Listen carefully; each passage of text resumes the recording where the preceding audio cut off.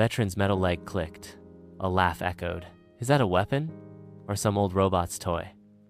The man stood still. No reply. No resistance. He was used to war, but not to the humiliation that came with peace. 8 minutes later, the man who mocked him had to apologize in front of the whole terminal. And that veteran walked straight to first class like a living message. You're watching Justice for Veterans. One of those veteran stories that leaves America speechless. And this is why. Frank Delaney stood at the back of the security line, one hand gripping his boarding pass, the other gripping his cane. He wasn't that old, but his steps were. Each stride scraped metal against tile-like echoes of a past no one saw, no one knew. He once diffused mines with bare hands and helmet, once carried a bleeding brother across an uncleared field, once lost part of himself so others could come home. Today, he was just a passenger. No greetings, no thanks. Just an old man in a worn coat with a strange-looking metal leg. Frank didn't ask for praise. He just wanted a quiet flight to visit his granddaughter after 12 years apart. But quiet was something he wouldn't get.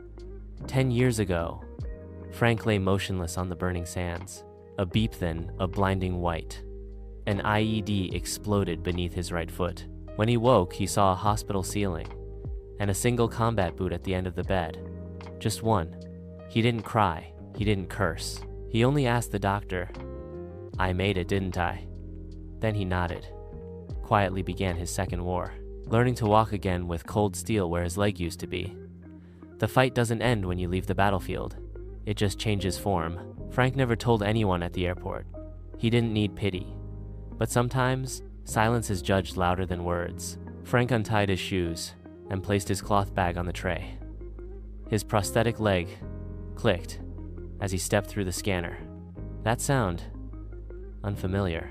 TSA agent Kyle Reeves glanced up. That glance turned into a hard stare. He knelt and tapped Frank's leg with a pen. What's this made of? Carbon? Titanium? Looks like a weapon. Frank stood still. No response. He'd heard things like that before. But this time, someone behind him chuckled. A child was pulled away by her mother. A man shook his head in disapproval. But no one said a word. And Kyle kept staring. Not at the leg this time, but into Frank's eyes. And Frank began to feel cold. Kyle motioned for Frank to step aside. Additional screening. Unknown device. No explanation. No courtesy. He unstrapped the leg like trash. Looks like old military tech. Upgraded? Kyle snorted, a mocking grin. Frank stayed silent, but his hand clenched. Scarred fingers, lightly trembling not from fear, but restraint. Kyle called 2 more agents. Could be a drone leg. I saw one in a movie. Murmurs spread.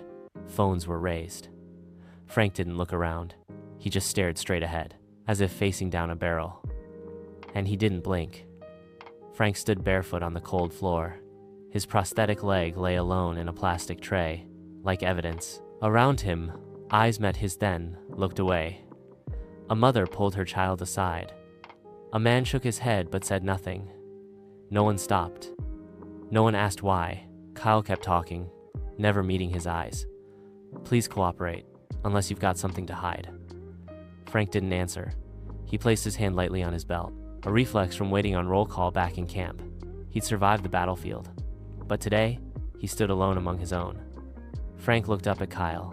No anger, no blame, just the gaze of a man who had buried brothers with his bare hands.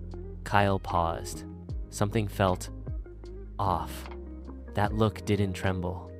It made you feel smaller.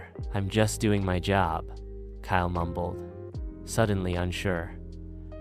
Frank said nothing, but his lips tightened, holding back something deeper than words. That's how soldiers resist. With silence, their enemies will never understand, but never forget. Across the room, Agent Melissa Grant stood quietly. She saw everything. Kyle's tone, Frank's stance. She saw a leg that hadn't done anything wrong, except exist. Melissa said nothing. TSA rules forbid intervention, but her eyes, unlike Kyle's, were human. No suspicion, just recognition. Frank glanced over. Their eyes met half a second. But in that glance, something Frank hadn't seen in a decade at any airport. Respect. And maybe understanding. Melissa looked around, then quietly pulled out her phone, not to record, but to send a message. Melissa stepped away from the checkpoint, phone in hand. She didn't call a supervisor. She texted someone who could change things. Captain Rick Lawson, preparing flight 217. Need to talk. Urgent. A veteran is being mistreated at checkpoint 3. His name is Frank Delaney. She didn't expect much, just hoped someone still remembered that honor wasn't a name tag or a seat number. Far off, the boarding gate lights glowed. An agent nodded as Melissa's message flashed on the internal monitor. Frank knew none of this. He thought he'd have to endure another humiliation in silence.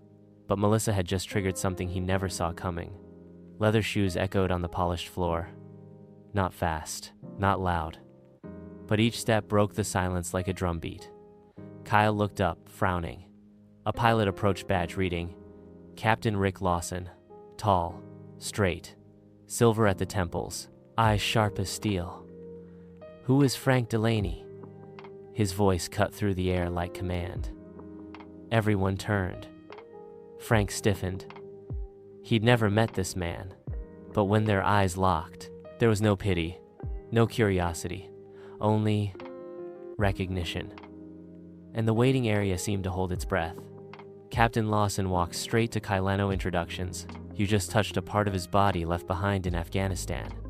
And the man you mocked wasn't just some old guy. He turned to Frank and raised a sharp salute. Colonel Frank Delaney, EOD, Helmand Operations. I've read your file. The checkpoint froze. Kyle went pale, took a step back. I didn't know. That's your problem. You didn't know. And you didn't care. Lawson turned to the crowd. You've just witnessed what forgetting looks like, and the man we should never forget. Frank said nothing, but for the first time, his eyes softened. Captain Lawson didn't raise his voice. He spoke slowly, but every word echoed like steel on tile. I'm asking you to apologize now, not as protocol, as a matter of dignity. Kyle swallowed. He looked around. Everyone's eyes were on him. Melissa stood off to the side, fists clenched. Frank remained still, asked for nothing. And that silence made the apology hit harder. I sincerely apologize, Mr. Delaney. I handled it wrong. Captain Lawson gave a curt nod. And my report will reflect that. No applause, but something in the air shifted from cold to respect. Captain Lawson turned to Frank, holding a golden boarding pass. He didn't raise his voice. He bowed his head slightly and said slowly, as if delivering a creed, Colonel Frank Delaney, I'd like to invite you to board first class. Frank froze, not for comfort, but because, for the first time in years, he was treated like someone who gave part of himself to protect something greater. This isn't the best seat, Lawson added. It's simply the one fitting for someone who once put country above self. Frank took the pass and walked slowly. The metal leg no longer sounded out of place. It echoed like a march, back to where he belonged. Frank walked the long corridor toward the plane. His prosthetic clicked, but this time, it echoed through applause. One person, then two. The whole boarding area stood, unprompted. No orders, no announcements. Just a silent knowing they were standing for someone who once carried the weight of a nation. Frank paused, turned. He placed a hand over his chest, nodded, didn't speak, but his body seemed to say, I heard you. Captain Lawson gave a quiet nod. Melissa put her phone down. This time, no more messages. Frank boarded first class, and the airport seemed just a little lighter. Frank sat in first class. He didn't recline, just looked out the window, at the sky opening up before him. In his wallet, an old photo his granddaughter once wrote, Tell me what an IED elephant is, Grandpa. He never did, because who really wants to know? Until today, honor isn't a medal. It's not a speech in November. It's when a soldier no longer has to lower his head in public. It's when justice doesn't wait until they're gone. This is justice for veterans.